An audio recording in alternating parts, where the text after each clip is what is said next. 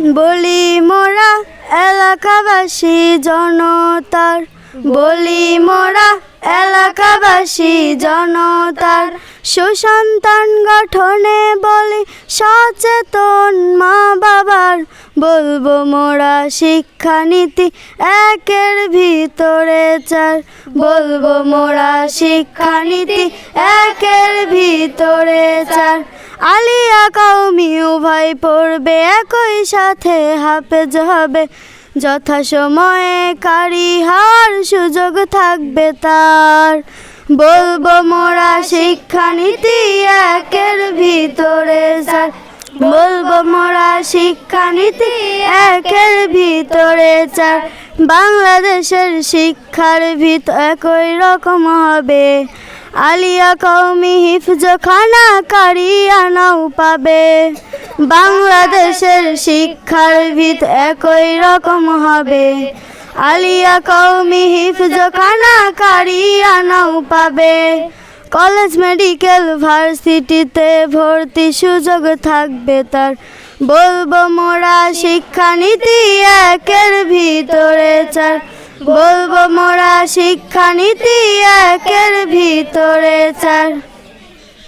আলহামদুলিল্লাহ, আমরা যে দলীয় সঙ্গীতটা শুনলাম, এই সঙ্গীতের টার্গেট হচ্ছে যে বাচ্চাটা আলিয়া মাদ্রাসায় পড়বে। এক কথায় আমরা জানি যে আলিয়া মাদ্রাসা এবং জেনারেল শিক্ষা একেবারে সমমানের শিক্ষা।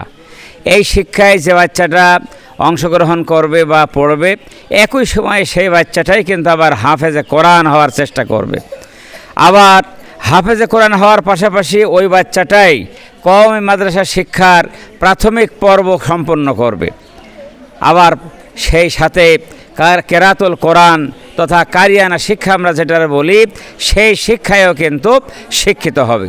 তো এই একের ভিতরে চার বলতে আমরা বলতে চাচ্ছি, একটা বাচ্চাকে অবশ্যই তাকে এসএসসি মানের তথা দাখিল মানের গড়ে উঠবে। একই সময়ের মধ্যে সে হাফেজা হবে, সেই সময়ের মধ্যে সে কারিউল কোরআন সম্পন্ন করবে এবং কওমি মাদ্রাসা শিক্ষায়ও সে শিক্ষিত হবে। এই জিনিসটাকে আমরা ভাগ করেছি ফজরের নামাজের আগে এবং ফজরের নামাজের পরে হিফজুল কোরআনের ক্লাস হবে। এরপরে সকালের নাস্তা শেষে ওই বাচ্চাটা ক্লাস করবে 7:30 থেকে শুরু করে 11:30 পর্যন্ত। এরপরে ওদের বিশ্রামের পরে জোহরের নামাজ খাওয়া, জোহরের পরের থেকে আসর পর্যন্ত তারা কওমি শাখার ক্লাস করবে অথবা তারা কোচিং করবে। এরপরে আসর থেকে মাগরিব পর্যন্ত খেলাধুলা করবে, মাগরিবের পরের থেকে ঈশার থেকে ঘুমানো পর্যন্ত আবার হেফজখানার ক্লাস করবে। পড়া হবে কম, পিছের পড়া হবে বেশি। এক কথায় সামনে যতটুকু আগাবে পিছেরটা ঠিক রেখে আগাবে। যদি এইটা আগানো সম্ভব হয়, একটা বাচ্চা শুধুমাত্র এসএসসি অথবা দাখিল পাস করবে না, একই সময়ে সে হাফেজ হবে, একই সময়ে কারি হবে এবং কওমি শিক্ষায়ও সে কিন্তু শিক্ষিত হতে পারবে। এটাকে আমরা বলছি একের ভিতরে চার।